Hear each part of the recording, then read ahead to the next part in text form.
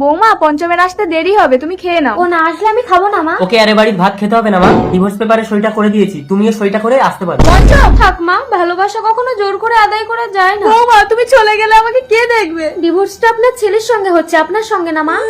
উল্টি। এ কি, মহিলাটা তো অসুস্থ হয়ে পড়েছে, চিকিৎসা করাতে হবে। মিস্টার বরণ, আপনি বাবা হতে চলেছেন। কিছু মনে করবেন না, আসলে ডাক্তারবাবু আমাদের এলাকায় নতুন। বাইরে ভাই, আপনাদের বাড়িটা কোথায়? বর্তমানে আমার কোনো বাড়ি নেই মা। সে কি?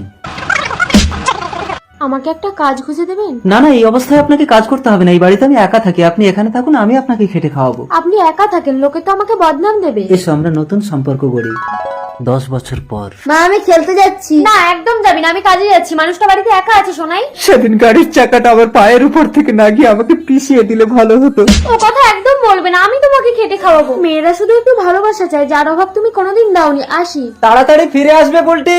ঠিক আছে। পঞ্চম কে?